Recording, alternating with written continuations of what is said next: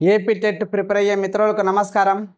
Last 15 రోజుల్లో TET ప్రిపరేషన్లో ఎలాంటి టైం మెయింటైన్ చేయాలి, ఎలాంటి టైం టేబుల్ పాటించాలో ఈ వీడియోలో చక్కగా వివరించడం జరిగింది.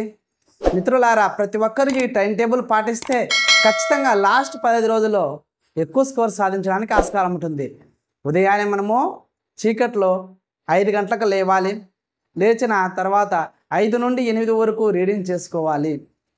ముఖ్యంగా మీకు కఠినంగా ఉండే సబ్జెక్ట్ మీద ఈ 5 నుండి 8 వరకు చదవండి. 6, 7, 8 మొత్తం 3 గంటలు మీరు చదవడం కంప్లీట్ అయిన తర్వాత 8 నుండి 9 వరకు 9:30 వరకు మీ కార్యకలాపాలు, మీ యొక్క స్నానము, అన్నము ఇవన్నీ కంప్లీట్ చేసుకోండి.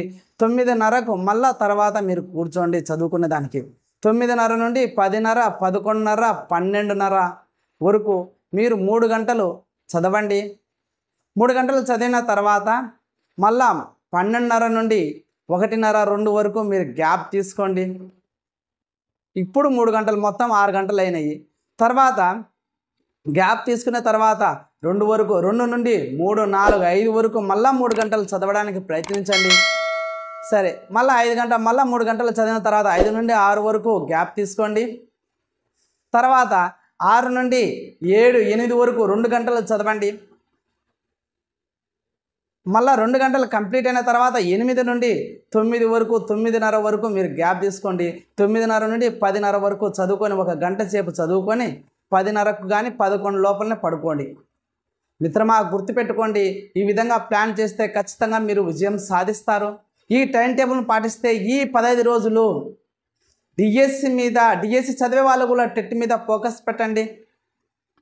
ఈ విధంగా ఈ 15 రోజులు ఈ టైం టేబుల్, ముఖ్యంగా హౌస్ వైఫ్స్, ప్రైవేట్ స్కూల్లో పోయే వాళ్ళు కూడా ఖచ్చితంగా మీరు ఈ 15 రోజులు లీవ్ పెట్టైనా కానీ మీరు చదివే విధంగా చేస్తే టెట్లో అత్యధిక స్కోర్ సాధిస్తారు. అలాగే హౌస్ వైఫ్స్, మీ ఇంటి దగ్గర ఉండే వాళ్ళకు, మీ అత్తమామలకు కానీ, లేకపోతే మీ భర్త వాళ్ళకు కానీ, లేకపోతే మీ అమ్మ నాన్నలకైనా ఎవరికైనా ఒప్పించి వాళ్ళను ఇంట్లో పనులు చేయమని మీరు సబ్జెక్ట్ మీద ఫోకస్ పెట్టాలని ఆశిస్తున్నానండి. ఆ విధంగా చేస్తే మీరు ఎక్కువ స్కోర్ సాధిస్తారు. ఈ టైం టేబుల్ పాడకుండా ఎందుకులే అని మీరు కొద్దిగా చదివితే తక్కువ మార్కులు వస్తాయి. సాధించడానికి హెవీ కాంపిటీషన్లో ఉన్నప్పుడు మనము ఎక్కువ దాని మీద శ్రద్ధ వహించాలా, ఎక్కువ టైం కేటాయించాలి.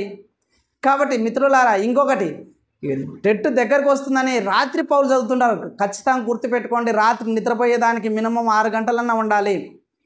ఆ విధంగా ఉండేదాకా ప్లాన్ చేసుకోండి. 11 గంటల నుండి 5 వరకు పడుకోండి. ఖచ్చితంగా 11 లోపలనే పడుకునే విధంగా చేయండి. 11 నుండి 5 వరకు మొత్తం 6 గంటలు నిద్రకు కేటాయించండి. నిద్రపోకుండా రాత్రంతా చదువుతారు, ఉదయం వచ్చి నిద్రపోతూ ఉంటారు. దానివల్ల ఎటువంటి లాభం ఉండదు. కాబట్టి నిద్రకు పోయే టైం నిద్ర కేటాయించండి. రాత్రిపూటన నిద్ర ప్రశాంతంగా ఉంటుంది కాబట్టి నిద్ర కూడా బాగా వస్తుంది.